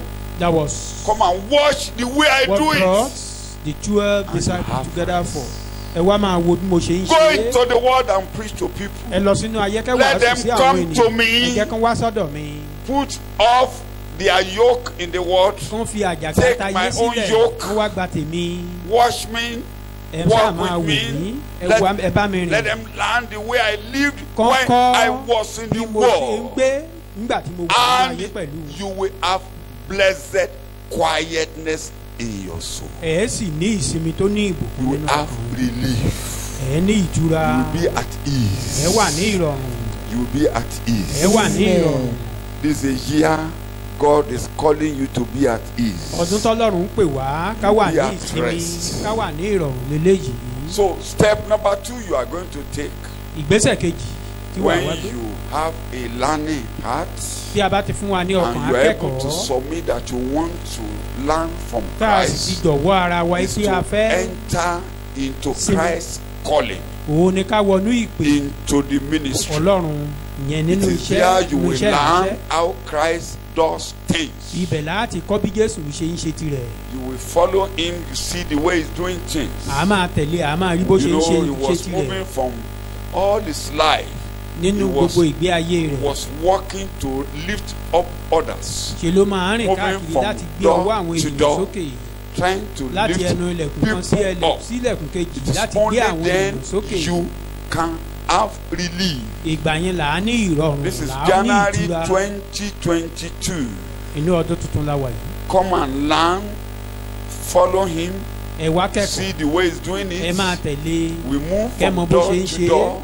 bá a ṣe ń lọ We láti move from ojúlé dé place to ojúlé place. láti ìletò kan sí ìkejì. Relieve the oppressed. ó gbé àwọn tí à ń yára Encourage sókè. the downtrodden. a ru àwọn tí ó Are ní you ìjákulẹ̀ listening to lọ́kàn me? sókè. Are you listening to ṣé ẹ̀ ń gbọ́ me? mi. You spend your life for a lo ayé others. wa fún àwọn ẹlòmíràn. There is a deposit in you. kinní kan wà nínú rẹ tí a That kò is- síbẹ̀. That the things God gave to you while you were coming to the world, ohun tí Ọlọ́run fi sínú wa nígbà tá à ń bọ̀ nínú ayé may eléyìí. you not regret after leaving this world. a ní kábàámọ̀ nígbà tá a bá kúrò You láyé can't finish eléyìí. it until you go. a lè lò ó tán ká tó kúrò níbí. Scientists told us that the brain of man is so super. àwọn onímọ̀ That ìjìnlẹ̀ jẹ́ kó yé wa pé ọpọlọ Nobody ènìyàn has ó ever lágbára used tó up bẹ́ẹ̀ to, gẹ́ nobody has ever used up to 10%. pé kò sẹ́ni tó ti lò tó All ìdá mẹ́wàá ohun achievements tí of Ọlọ́run man gbìn sínú in the ọpọlọ world. wa rí nínú ayé yìí. In all man has ever made. ní No gbogbo human ohun being tí tọwọ́ tẹ́nìyàn lè has used sọ pé up ọwọ́ to òun ti tẹ̀ 10% of what you have in pé you. a lo ìdá mẹ́wàá The brain is so super. nínú ọgọ́rùn-ún ohun tí Ọlọ́run gbìn sínú ọpọlọ yìí. There is a great deposit in you. Pé Let me use ohun tó the lágbára correct lọ́lọ́run language. gbìn sí wa You are nínú. loaded.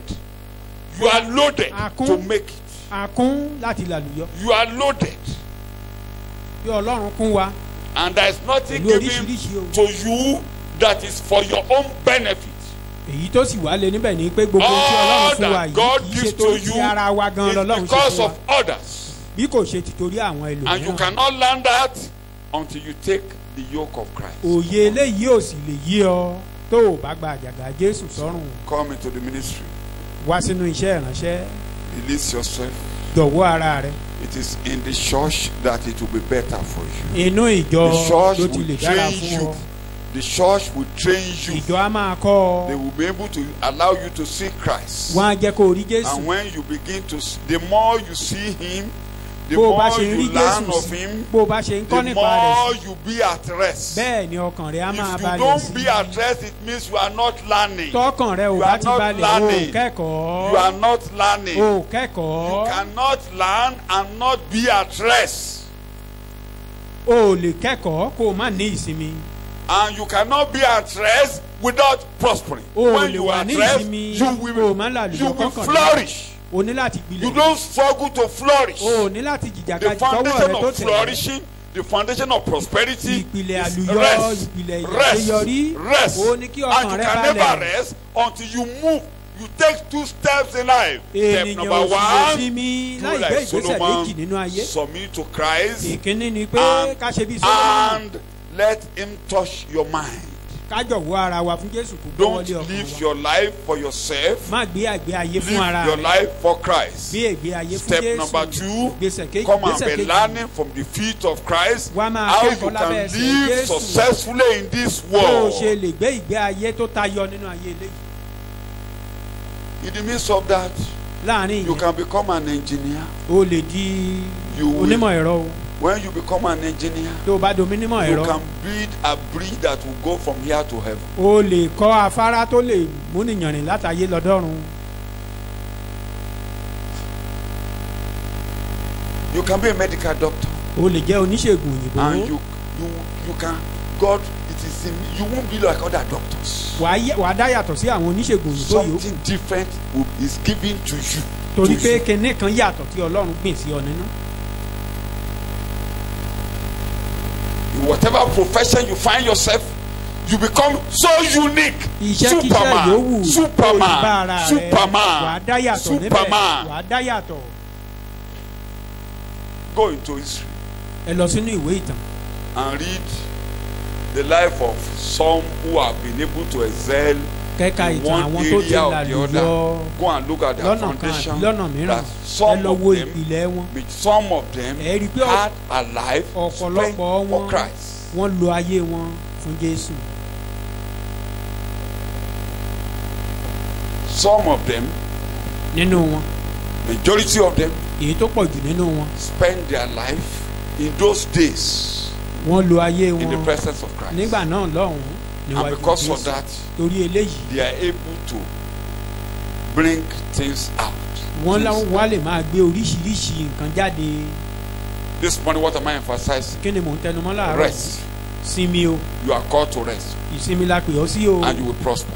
wàá sì lálùyọ You will flourish. wàá gbilẹ̀ You will be in good health. wàá wà ní You ìlera will be in pípé good health. wàá wà ní ìlera Whatever you lay pípé your hand, you will prosper. ohunkóhun tó bá gbé ọwọ́ rẹ lé wàá ṣàṣeyọrí níbẹ̀. That has explained my topic. I will be talking ìyẹn ti others ṣàlàyé later. kókó tá à ń wò. When wàá máa you are ṣàlàyé àwọn dressed, tó o bá ti wà ní ìsinmi You will prosper. ọwọ́ rẹ̀ á tẹ̀ I say you will prosper. mo ní wàhálà lùyọ You will flourish. wàá gbilẹ̀. Number one, God ultimate friendship will grace your home. pé ìbádọ́rẹ̀ẹ́ Ọlọ́run It means á wá máa gbé nínú ilé rẹ. God's ultimate friendship will grace your home. ìwọ àtọlọ́run ẹ̀ wá dọ̀rẹ́ nínú ilé yín. I am learning from Job. mò ń kẹ́kọ̀ọ́ Job chapter Nínú ìwé 29 verse 4. Let's hear what ìwé he Jóòbù orí says. kọkàndínlọ́gbọ̀n ẹsẹ̀ kẹrin. Let's hear what he ẹ jẹ́ says. ká gbọ́ ohun tí alàgbà When Bí he mo ti too rí was nígbà flourishing. Yes. bí mo ti rí nígbà ọ̀dọ́ mi nígbà tí àṣírí Ọlọ́run wà nínú àgọ́ mi.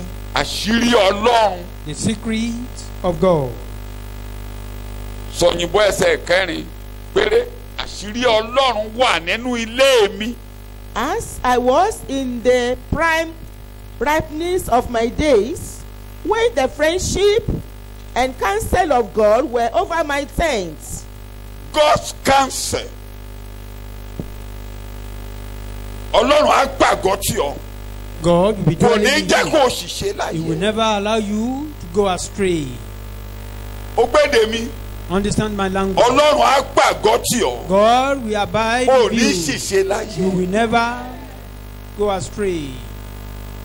Ìtumọ̀ ohun tí mò ń sọ fún ọ láàárọ̀ ẹ̀ nìyẹn. That is the meaning of what I'm telling you this Pé morning. tó o bá wà ní ìsinmi. Once you are at Tó rest, wọnú àjàgà Jésù. you Ọlọ́run ẹlẹ́dàá á bear the gbàgbọ́ yoke tí of ọ. Christ. God will abide with you.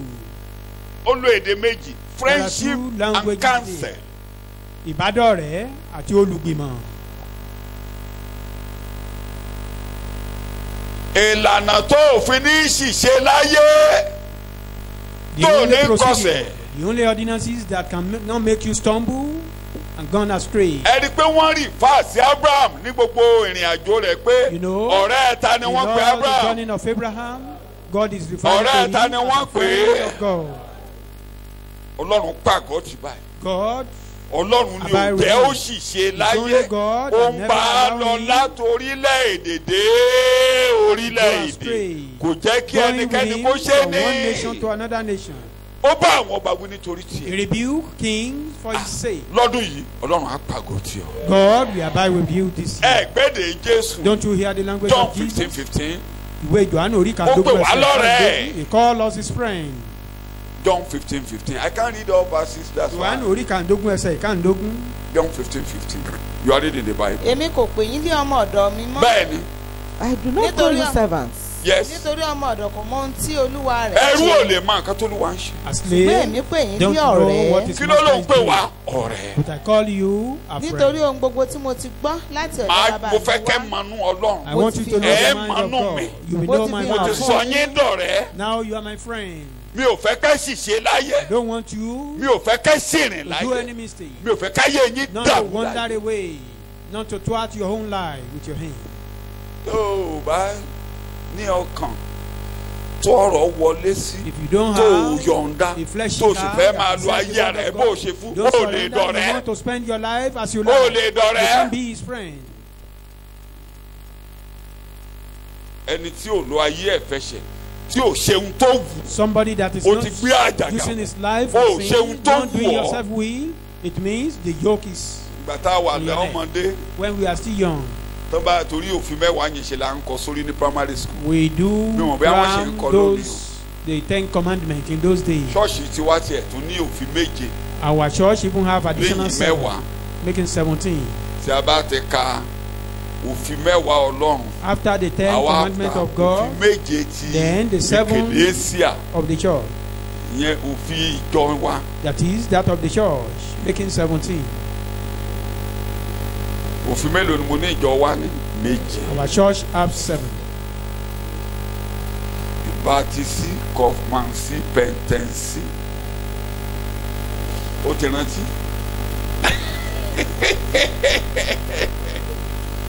Ọ̀kàrí.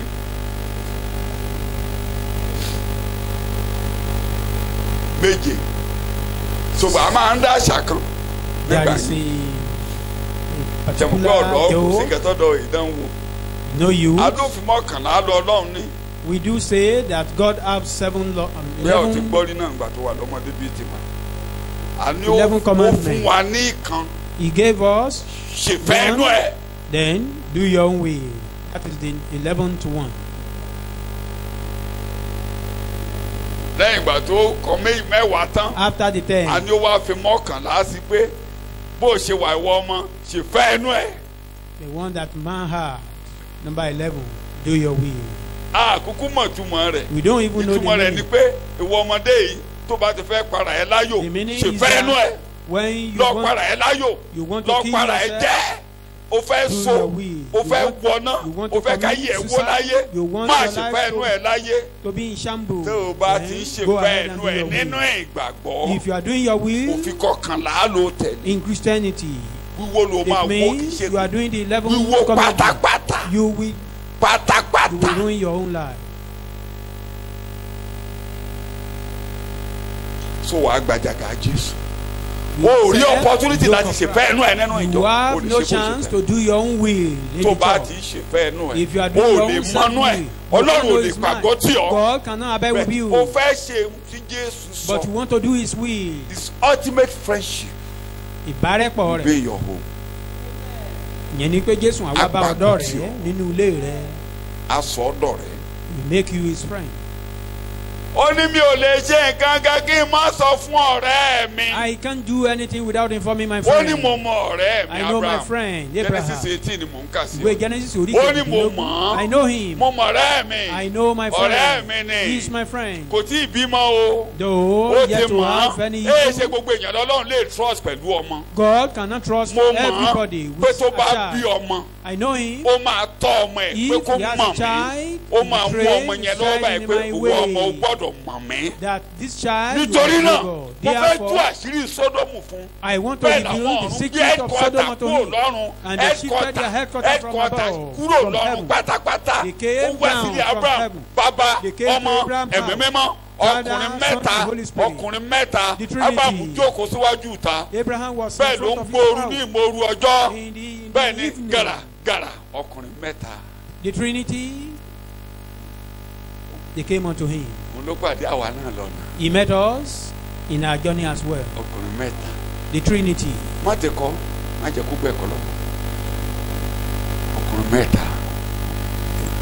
Wọ́n ṣe bíi pé kì í ṣe òun náà wà. They display as if they are going on their way. Lòun náà dúró òun And lẹni tó ti he kẹ́kọ̀ọ́. stood, he was Ó looking at ti them. kẹ́kọ̀ọ́ lọ́dọ̀ He bàbá. has learned from Ó father. kẹ́kọ̀ọ́ ara ẹ̀ He balẹ̀. has learned. Tára ẹ̀ He's bá very balẹ̀ á dà humble. fún ọ. If you are humble, it will be Kò well with wáyé you. pangolo, kò wáyé He jíjẹ. didn't come to the world of food. Tó bá ti jókòó báyìí, Anytime he's ẹni tó sitting, máa ṣoore fún ló ń wá. he's thinking Ẹni of máa ràn food lọ́wọ́ to ló ń wá. help. He's Tó thinking o of bá food ti to wáyé help. o wáyé. Tó If bá you ti don't wáyé have, rẹ̀ o you wáyé. don't come to the world of Giving people, you come to your own life Ibi tó jókòó alone, sí. you are nothing. ṣé àmọ́ kí ṣe lánìí. Why he was sitting ẹ̀yà there? gbàtàn ti náà yà ṣebí òun ló If pa he wọ́n. addressed them, branch into my house. If they Because refuse, why then not? we just shun them. kò dẹ̀ mọ́ pọ́jọ́ yẹn láyé òun máa dá. Not knowing ẹ̀yà o mọ̀ bí the táyé ẹ̀ better ti máa dá. thing is for him Ọ̀yà, that day. You máa don't di know kọ́kọ́ where it lọ́dún will be yìí. well with you. máa di pamọ́ di. Continue láti to pamọ́ hide lọ fẹ́ wò everything. ilẹ̀. Go and even the yẹyẹ. ẹ̀yà sá. branch into my No, house. no. Oh no. wọ́n ní ó rọ̀ wọ́n títí. He plead to them. títí ọkùnrin mẹ́tẹ̀ẹ̀ta fi Till wá bá lábẹ́ Three yìí. of them came unto him. ẹ jókòó ẹ jẹ́ kí n Have your bomi fún tea. yín kẹ́ Let wẹsẹ̀ me yín. give you water ẹ to jẹ́ wash kí your n bomi feet. ẹ Let me wẹsẹ̀ give you yín water to kán tó drink. máa wẹsẹ̀. Before they Lọ finish kábẹ̀. that, the richest food oúnjẹ tó dára richest jù, food tó dáa láyé oúnjẹ ló tó lọ dára, kó jáde nínú he ilé. prepare it ó ti gbé jáde to them. ó ti kì í kàn ṣe pé kó kàn tù wọ́n lára. the best All food doors oúnjẹ open yẹn for rich them. ó rich. A rich lọ́ka food. bẹ́ẹ̀lì Read your Bible. lọ́ka Genesis 18 gbóyìnbó tí gbé Yorùbá tí kó o lọ fún nítumọ̀ èdè gbogbo ẹ̀yin tó kàwé oúnjẹ kẹ́ lọ fún àwọn oúnjẹ yẹn nítumọ̀ èdè Although ẹ rí i pé the nutrition oúnjẹ táwọn ọ̀run jẹ lọ́jọ́ yẹn go special and find the meaning of that word. You see that that Kí ni mo food pè? is a very rich, a balanced kí ni mo pè é. something. If you don't give special Balanced things to diet. God, you can't get special blessings.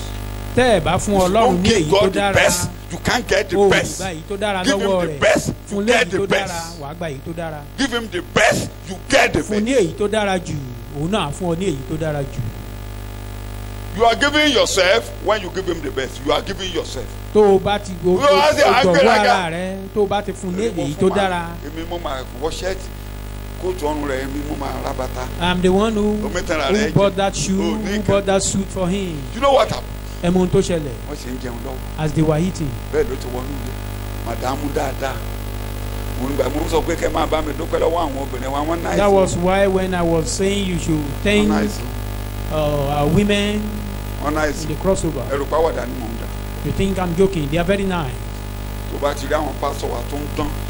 When you I'm see fine. our pastor Tara wọn shining, balẹ̀. blossoming, Wọ́n lóbìnrin tó dáa. they have a responsible wife at home.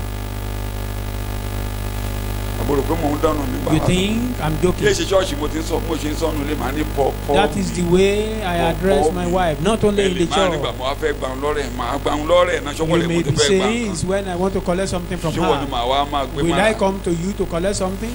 If Ẹni not tí my mo máa gbé wife, mára náà ní he's the only pọ́pọ́. one I can embrace. Sweetie mi. My Mo ti ń ṣe papa. pọ̀pọ́ sí báyìí lórí àwọn kìnnìkan kò tí ì gbèdè.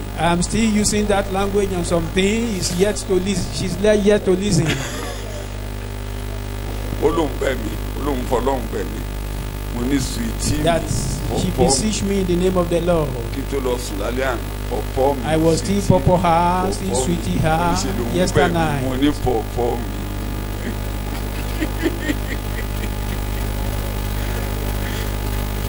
Ìdí ẹ̀ ṣòwò. Kò ní kankan ṣe pẹ̀lú owó.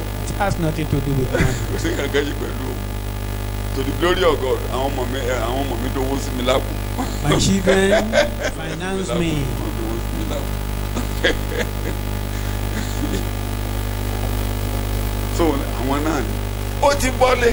Mọ̀mọ́ máa ti bẹ̀rẹ̀ sí ní ṣe jíjẹ. The woman started Wọ́n dá o. preparing Wọ́n dá o. a delicious food. Àbó láìkì wọn bàbá. They are good. Our women are Wọ́n dá good. o. Obìnrin láṣejù ṣùgbọ́n ẹ bá ń ṣejù yẹn ti. Though at times they may overdo Àwa náà it. láṣejù, àbá láṣejù. Even men, they do overdo some things at times. Wo kọ́bájá ṣejù ọkọ rẹ lomi wò ó If you are looking at your husband overdoing àṣejù things wá at mí times, gáàsì lójoojúmọ́. even our misbehaving, our Ṣùgbọ́n- misbehavior at Ṣá máa times rí pé ọkọ is multiplying daily. olówó orí mi, But baálé just mi, máa rá be bàbá pampering them. ọkọ mi, máa rá bàbá, máa rá pampering bàbá, them. gbé wára. embrace him. Aláṣejù o. Though we overdo Mara. some things at Wá times, wo even wá bí in mo the sọ fún midst ìyàwó of ọmọ mi that, kan. I Mo was ní, telling the wife of ránṣọ one of my máa child, wo bẹ́ẹ̀. You Kó o bá put ti on- fẹ́ gbádùn ránṣọ máa wo bẹ́ẹ̀. Má that he- para ẹ̀ má you máa shun- wo bẹ́ẹ̀ you o. shun Jẹ́ kí every gèlè ẹ̀ máa jẹ́. intruder. Má wo bẹ́ẹ̀. outsider, you Kí shun ni them. mo pè é? Pàápàá tó bá jẹ́ pé àwọn tẹ́ ẹ gbé lé ẹ̀kọ́ òye wọn Most máa especially wo when bẹ́ẹ̀.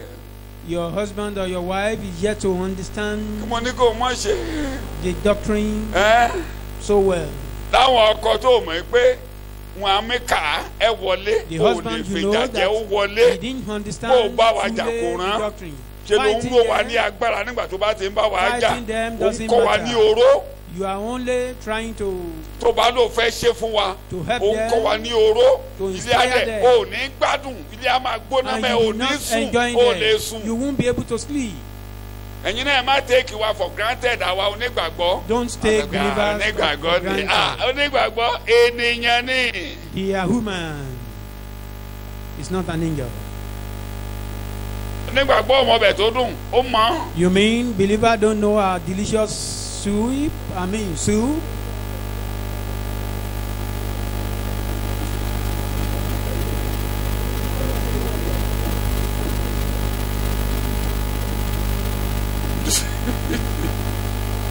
lémi tá a mú kọ́ báyìí I will take up. máa ń nà sókè báyìí lémi kìíní máa ń nà sókè báyìí I will look at máa wù it. báyìí tó o bá fọ omi ò gbọ́dọ̀ dúró lára ẹ̀ If a mi cup ò ní fi mú mi màá dá nǹkan yẹn padà is fún ẹ clean, gbọ́dọ̀ it can't retain any drop of water. I will look at it. tó bá ti ní drops If of there are water drops of it's a water in dirty it, cup. it means it's not, kankan it's tó not fi clean. fọ́ ó lómi ọgbó ó lómi Maybe epo the sponge you use is getting some little oily something. wàá fọ tán á ru báyìí wàá dorí kọ́pù After washing it, omi yẹn á lọ turn it upside down. wàá rí The water àmọ́ will not. gẹ́nìṣà It won't retain any máa fi water. omi wá Then that is a clean máa wá cup. sóre fún ẹ. Go and bring water for me with it. Then má I sọ pé bless mo you. ti gba Jésù pé mi ò mọ̀ yẹn. Don't say now I'm a Christ. I don't know that.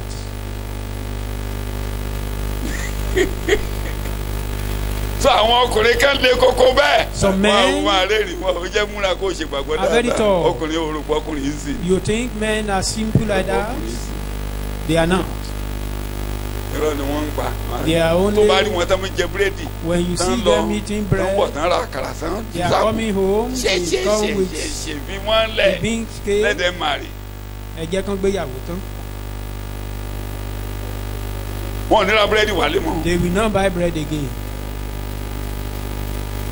wàá máa expect pé kó tiẹ̀ ra àkàrà lọ́jọ́ kan kó ra àkàrà mọ́ You kó be ra àkàrà mọ́. expecting him to buy beans ó ti cake. dà ti jọ́. Those things are old. sọ àwọn obìnrin dáadáa. We have mọ̀mọ́ a sáárà. responsible woman. ó ti ṣe bẹ̀ ó ti ṣe é. That woman, wọ́n ti mẹ́ran nílé Sarah. bàbá tẹ pẹ́ran wọ́n ti Two. dín ẹran. a goat. o and a king. fẹ́ o gbà máa sọ nínú Whether you like ẹ̀kọ́ it or inú lè not. máa bí ọ. You may not agree with me. lọ tú ọbẹ̀ sè nílé ní kọ́bẹ̀ bá ti ní problem gbé tànà pamọ́ lọ sí ní Prepare lọ́sàn-án a kíákíá wá delicious jíde ní soup kó for sí your kó dà. husband. Tí o bá ti Prepare a dá better soup. o jèrè máa yẹn o lè You jèrè won't- máa you yẹn can't win him. lọ́bẹ̀ ló lọ́kọ́.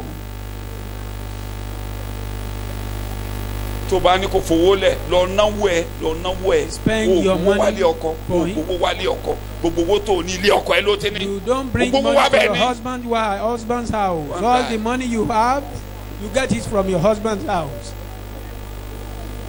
gbogbo wa bẹ́ẹ̀ ni gbogbo àṣeyọrí ẹ All your ẹnìkan ló wà lẹ́yìn ẹ. Somebody is behind you.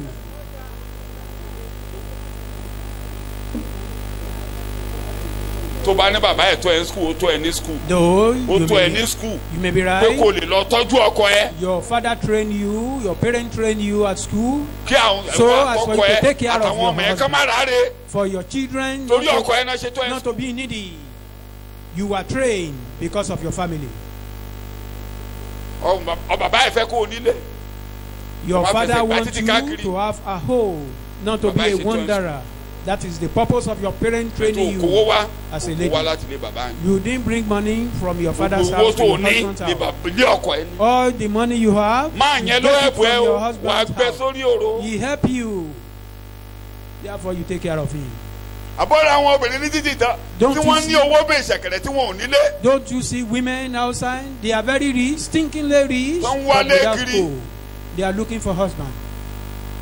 màmá dáadáa Are very nígbà tó ṣe responsible bẹ́ẹ̀ tán when he prepare the soup. nígbà tí àwọn headquarter ti sọ̀kalẹ̀ The sílẹ̀ headquarter is already in this house. chairman our God the Father Bàbá God the wa. Son, and God the Holy Spirit. Ọlọ́run bàbá, Ọlọ́run ọmọ. Bẹ́ẹ̀ ni wọ́n bẹ̀rẹ̀ sí í jẹun. As they were eating, Tó o bá ní àmọ́ bàbá gan mọ ọbẹ̀ tó dùn. even our father know a delicious soup. Bàbá látọ̀run àti Even mímímọ́ our àwọn heavenly mẹ́tẹ̀ẹ̀ta Father, the wọ́n Trinity. jẹun tó dùn. They eat something that is delicious. Nígbà tí wọ́n ń jẹun lọ́wọ́ During their eating, o lè bínú. you may be angry. Bẹ́ẹ̀ tó bá gba tèmi If wàá you máa gbádùn agree ilé ẹ o. with me, you will enjoy your home Wàá dẹ̀ máa gbádùn Ọlọ́run. and you will enjoy God. Nígbà tí wọ́n ń jẹ lọ́wọ́. During their eating, Èdè tèmi rè. this is my own call. Obìnrin tó ṣe bẹ̀ yí dà. Where is the woman that prepared this soup? Èdè tèmi nìyẹn. That is Èdè my Bíbélì own ni pé language. Sáárà aya rẹ̀ dà. The biblical Àbí bẹ́ẹ̀ kọ́? language is, where is your wife Sarah? Ìtumọ̀ tẹ́mi fún ni pé The meaning I gave that word. obìnrin tó wá oúnjẹ tó dà bí eléyìí dà. The woman that Ó ń prepared dà, this ó ń delicious dà, food, aya where rẹ̀ dà is tó she? ṣe bẹ̀ yí Where dà. is your wife? Olówó àlọ́ọ̀dẹ̀. It's in the backyard. Ọ̀rẹ́ Ọlọ́run wọlé àbí ọ̀rẹ́ friend- Abraham wọlé. the friend of Gbogbo Abraham. wọn sọ̀kalẹ̀. They Wọ́n fi all ilé ẹ̀ ṣe came bùgbé. to his house, Wọ́n dé dwelling lálejò. within. Wọ́n fi ilé ẹ̀ ṣe Dwelling bùgbé. within. And Mama was up to the task. Obìnrin náà sì kúnjú ẹ̀, ó kájú ẹ̀. She was over 90. Ó ti lé ní 90 ọdún. Wọ́n máa pa mí o, mama ti ń dàgbà ìwọ. Don't kill me. Èló I'm ni old ọmọ ọdún mélòó already. ni? How old are you? Wọ́n What lè is wọ́n your jẹ ọkọ mọ́. age? You can prepare Ìdarí food for your gbóhùn yẹn. husband. You are saying you are old? Ó yẹ kí Sarah complain. Bàbá alálejò ṣá. suppose Ọmọ to ẹgbẹ́ mo complain. mẹ́dàgbà ni. You always have a visitor. Don't you know Ìbá I'm grown? sọ́rí ẹ̀rẹ́ àìsọnù. He would have scattered her own house. Ó dàgbà láti wọ́n oúnjẹ ọkọ ẹ. You mean you are old Mi ò ní kẹ́ má gba ẹsẹ̀ bù. For But you it is you. not You, to prepare you, the food you. of your husband? Ìwọ ló gbọ́dọ̀ bójú tó bẹ̀ ọkọ Mi ò ní kẹ́ má gba ẹnìkan ràn rẹ̀. yín lọ́wọ́, but take care of the soup, the food of your husband. Wọ́n ló máa bójú tó jíjẹ ọkọ You are rẹ̀. the one that will take after that.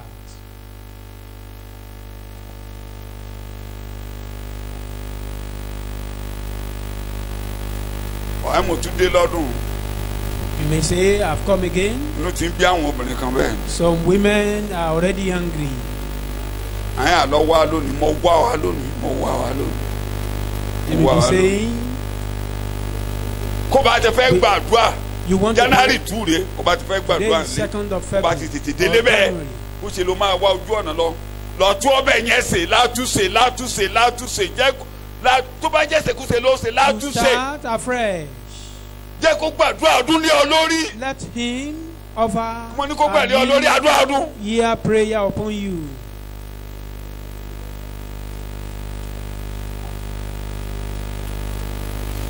Ṣé bàbá látọ̀run ò gbàdúrà fún Sarah lọ́jọ́ yẹn? Then our heavenly Father prayed Ew. for Sarah that Ọgbà. day. And the Lord said, I will surely return to you when the season comes round. Mo ń bọ̀ wá jẹun oúnjẹ tí mo jẹ yìí. I'm coming. Mo máa rán yàn wá tún wá jẹun nílé ẹ. We are coming Ilé ẹ̀dùn. again. This place. And behold, Friend. Sarah, your ilé wife, ẹ̀ ṣe wá sí. Your Ilé house ilé is dáadáa ní accommodating. ilé ẹ̀. A good house. Jẹ́ kọ́ lọ́run certify pé ilé ẹ̀ dáa. Let God certify that your house is accommodating.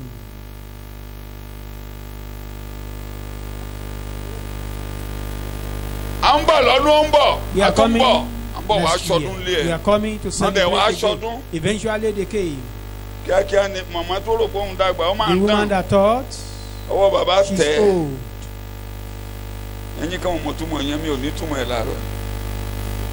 Àwọn ọmọ mi kan àwọn ọmọ mi àtijọ́ ló mọ̀ túmọ̀ pé ọwọ́ bàbá tẹ̀ ọ́. Ọwọ́ bàbá tẹ̀ Sára. When the Lẹ́yìn husband ìgbà came with her táwọn ọ̀run jáde nílé ẹ̀ ọwọ́ bàbá after tẹ̀. the departure of the heavens,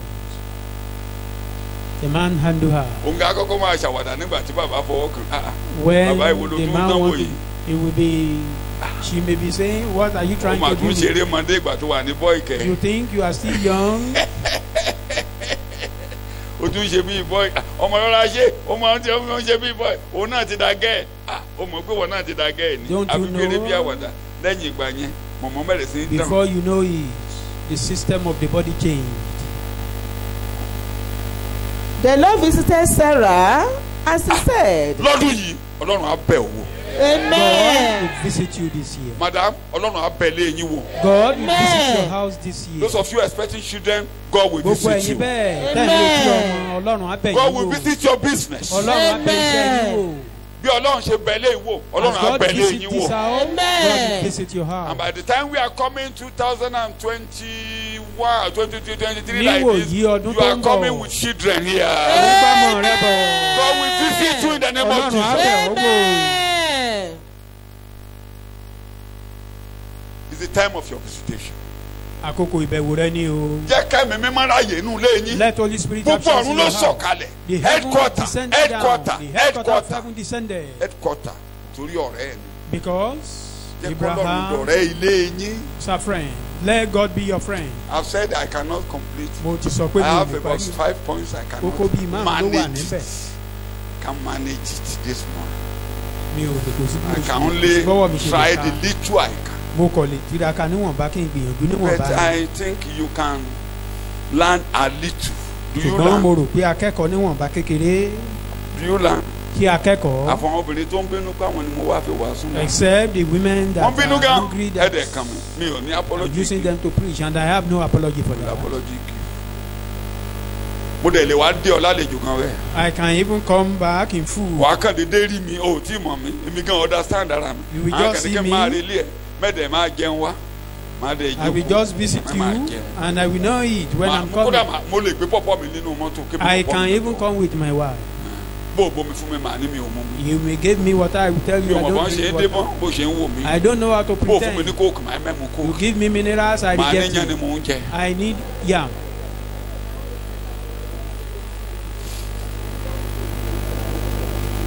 ṣé o rò pé mo máa ń pretend mi ò pretend I don't pretend. mi ò pretend rárá I don't pretend. mi ò pretend. mo délé àwọn àbúrò ìyàwó àbúrò mi kan. I go to omi sí ráìsì lálẹ́ méje ráìsì house sùn. of the wife of my younger brother. She prepared rice. I told him méje ráìsì I sùn. don't eat rice as supper. kí á ló lọ rú sẹ́nu. And he Méje prepared sùn ni. semo. ẹ ràn mí lálẹ́. àfàlẹ́ àná báyìí mọ̀mọ́ gan ń béèrè ni. mọ̀mọ́ My béèrè ni. wife was asking yesterday night tó ló ti gúnyán kan if tó prepare jiná a particular tó ti lu òyìnbó dé. a superb pounded yam. mo ti jẹ yẹn lọ́sàn-án I'm taking that in the afternoon. mi ò fẹ́ jẹun gan lálẹ́. I don't want to take any ṣùgbọ́n àwọn tó food, dárí fún burúkú lé mi lẹ́yìn ìgbà mo kó oníṣọ́ but some àwọn ló people pàpà yí gbogbo ẹ̀ padà. visited me after the mo ní àbẹ̀wò oníṣẹ́ crossover. ẹ̀ jẹ ráìsì mo ní no problem. Said, No problem. will I take rice? I said, it should be Yes. okay. ṣé ráìsì ẹ̀ ní ṣó lérò jà. But it must be fully, wàá tó máa rò pé bàbá yìí wà ní ọ̀jẹ̀ bàbá yìí máa le o. maybe Kò saying le. I may be high in bá dé ọ taste. lálejò kó máa kan tó máa fi ṣe mí lálejò. That is when I come to your house for you to know what you prepare. ẹ dín dòdò sí ìgbà yẹn ló máa ṣe kò ní lọ. kò lè lọ. It will not go without some other supplement. mi ò kọ́ mi hàn fi ráìsì kọ́ mi ní kékeré. I was not trained with ẹ̀ẹ̀mẹ́ta náà rice in jẹ those ráìsì days. lérí alọ́dún. We normally take rice Ìgbà 3 ìkórè. times in a year in those days. ìgbà kérésì àti ìgbà jíǹde During harvest, Christmas, and àbí ẹ̀yà àbèjì New Year. ìbéèrè náà ṣe ráìsì gan.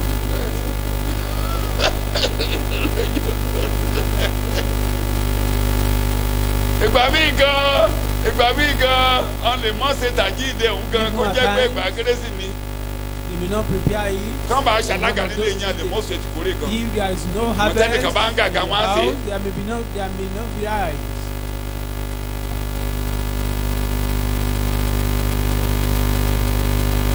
tó ń bá dédé dé ọ̀la lè I just come to your inú house. tó ń bí máa bí bóyá òní gan ni mo máa dé ọ̀la lè. Maybe I will come to your house even today. ọjọ́ ẹ̀ Take care of him. ìjẹ́ kọ́dún yìí yàtọ̀ Make this year a gbogbo different ẹ̀yin tẹ́ ń year. ṣe gánagànà nínú All ilé. those who are misbehaving at lọ home, gbọ́kọ̀ ẹ̀ mára lọ gbé mára. Embrace It's your your life, it's husband. your life. Gbọ́kọ̀ ẹ̀ mára. ayé rẹ nìyẹn. Embrace him. Mára. God is watching. Ọlọ́run ń wọlé. Ó ń bójú God is wọnú ilé. watching Mo mọ ní Abraham. Mo I know mọ. Abraham. Ṣé Abraham nìkan ló mọ̀? Ó mọ̀ pé ìyàwó ẹ̀ kárì. Ó mọ̀ pé ìyàwó ẹ̀ kárì He knew wéè. Abraham and even his wife. Kó tó kàlejò wá bẹ́ẹ̀. Ó mọ̀ pé o is a woman. Is Before a woman. he Is a woman. brought Is a visitor, woman. ó mọ̀ pé obìnrin dáradára ni. Let God testify about your home. Jẹ́ kí Ọlọ́run ní ẹ̀rí lórí ilé rẹ̀. Mọ̀nàmọ́ná 2021 let it go. Àtẹ̀lé tó ti ń bá bọ̀. Ó wọ All 65, those ó wọ 70 lọ. rubbish Ìpọ̀lọpọ̀ yín wọ last 60. year. Ọ̀pọ̀ àti ṣe ẹran òbí mọ̀jọ ọmọ àbá wà rán lọ́wọ́ rẹ̀ kí ló fẹ́ fi gbélé ayé nígbà bá relé ọkọ. Àwọn ọmọ yín ló ń márì yẹn. Your children Wọ́n are lù dé gé married. ṣé mọ̀nàmọ́ná tẹ́ ẹ ṣe yẹn náà làwọn ọmọ máa What gbé do you lọ́nu want lé yín. them to inherit from you or to learn from you? Tó fẹ́ gbóúnjẹ tó kò ṣe. Kọ́mọ yín náà lọ máa kò ṣe fọ́kàn. You want to take the food of your husband you are eating. Is that what you are training your daughter?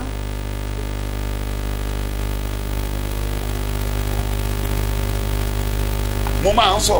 I do Ìyá say mi ò this. ṣàǹgẹ́lì. My mother is not an Ìyá mi is angel. a common unbeliever. Ó tó Aláìgbàgbọ́ gbà Jésù. ni. Bẹ́ẹ̀ mo Before kẹ́kọ̀ọ́ he bó ṣe ń was- tọ́jú bó ṣe mi tọ́jú bàbá. But I learned a lesson from him or from her, how he was Ó taking try. care of my father. She tried. Ó wálé mi gan-an.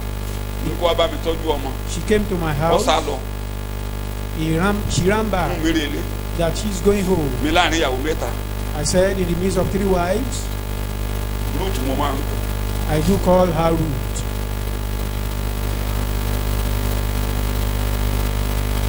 Mo máa ń sọ màá sọ kan fún un. I will tell you one of them. Ìyá mi ò dá fún mi ní owó rí. My mother has Alájàpá never ni. gave me a Kò dá wife on her kó dédé own kí ọwọ́ bọ̀ kó for ní kí her n to gbà. give Títí her- láti grammar hand school. it to Títí her mo fi pocket. kàwé débi tí mo máa dé to láyé. give me money. I Since used one to day, tell my children tán bá fẹ́ marry. mo máa ń sọ fáwọn ọmọ. Whatever he wants to give me will pass through my father. Gbogbo ohun tó bá fẹ́ fún mi, á fi lé bàbá Bàbá mi lọ́wọ́, dẹ̀ rí bàbá ẹnu wá ẹ̀ fún òbò. mi. Á And tó my bọ̀. father is not that Ìgbà tó ń bá mi quiet. jà pé mo ti da ayé òru mo ti lọ ṣègbàgbọ́ Bíbélì. When my father was fighting Mo me ti- that I'm mo not ti following him gbogbo in ìpinnu the mo ti da ayé òru that mo I've fẹ́ mọ̀ kẹ́kẹ́ scatter nípa his mi life, mọ́. that he didn't want to know anything about me. I went home in 1977. Mo I lọ had dé, short sight. Mo ti ní short sight. Ti pẹ́ wọ́n mọ̀. I Wọ́n á have fẹ́ a pààrọ̀ glasses. short-sightedness. I was to Certain- collect I want to 43 change my naira. glasses. The whole money tí mo lọ gbà was 100 naira. Mo lọ gba múrí márùn péré, And I came from Lagos. ṣùgbọ́n mo ní ìdí ogójì náírà ó lé náírà It was a mẹ́ta. heavy money. o. Owó tó tóbi ńgbà náà lọ́hùn ni So o. when I got home, Ìgbà tí mo délé, bàbá ní kọ́ bọ̀ bó ṣe wò. and my father said he Mo has kàn fún yín no lápẹẹrẹ kan. Kọ́ bọ̀. money. Mo ní yes sir. Said, okay, sir. Màá ṣáà mo ṣáà mọ̀ pé màá ró ọkọ̀ lọ sí Èkó. All I know is I will get transport fare down to Lagos. Wọ́n á tẹ́ wá yàrá lọ ṣe community meeting. They enter into their room. Àtọkọ àtayà. Mi ò ráàrin wọn rí. My parents have never seen what. Wọ́n ti kọjá lọ never láyé know what báyìí. is Mi ò going ráàrin on wọn in rí. their means or between them before. Now they are late. Within some few minutes. Láìpẹ́, Peter o sir. he called Wọlé. me. Ka owó yìí ó tuntun yánnayànna. Count this money. Mo kà á ó pé 100. And it's, One naira, one naira, one naira. Ó pé 100. Mo ti dọ̀bálẹ̀ wá. Mo ti dúpẹ́. I prostrated. Mo ti And fẹ́ thank máa you. lọ padà wá. As I want Ìyá ẹ̀ ló fún mi to go. lọ́wọ́ yìí o. Come back. Your mother gave me this money. Kọ́ bọ̀ mẹ́ni mo ṣe wáyé. I don't have a penny. Ìyá ẹ̀ ló fún mi lọ́wọ́ yìí òun ló Your kó lé mother mi gave me lọ́wọ́. this money.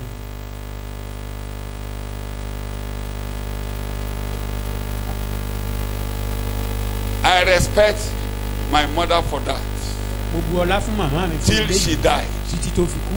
I respect throughout in my secondary school days. Wọ́n á ti wọlé wọ́n á ti Gbogbo ṣe ìgbà tí pàdé. mo wà ní girama. I was in the boarding house for 8 years I told you. Ọdún mẹ́jọ ni mo fi wà ní ilé ìwé. Mo fọdún kan gbá bọ́ọ̀. tá à ń gbélé ìwé. I Ọdún wasted márùn-ún a ló yẹ kí year. n fi ṣe school start. Ọdún mẹ́fà mo fi ṣe school start. I spent 6 Wọ́n á dẹ̀ tó wọ years. yàrá wọ́n á ti ṣe pàdé. We held meeting. They come out with something refreshing. I respect her for that. gbogbo ọlá fún un Má lórí. gbéraga Don't be proud. kí ló ní. What do you have? Èrù kan tí ìyá mi ń fún mi ni pé ó máa ń bú gàrí á bú gàrí. The only thing I collected Bẹ̀t from kó my ní kí mi mother, gba owó food kì í material, ṣe ìyá Peter. not my Owó mother. yẹn á gba ọwọ́ bàbá Peter. The money will come through my father. Àwọn ọmọ mi gan mọ̀ àwọn ilé tí mo bí nínú. My children knew that. Àpò mi nìyẹn. That is my pocket. Go and meet your mother. Ẹ lọ bá mọ́mì yín. Òun ni pọ́ọ̀sì mi.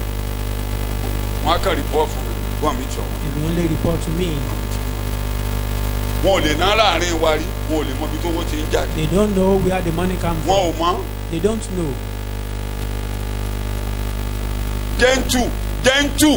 Gentle lọ Rẹ ara rẹ gentle. sílẹ̀. Ọkọ lọ́kọ. Your Ọkọ lọ́kọ má ní kò kọ́ ó kọ mẹ́wàá. Don't say it's not Má sọ husband. ayé ẹ̀ dahoro. Don't ruin your own life. Ẹ stop ẹ̀kọ́.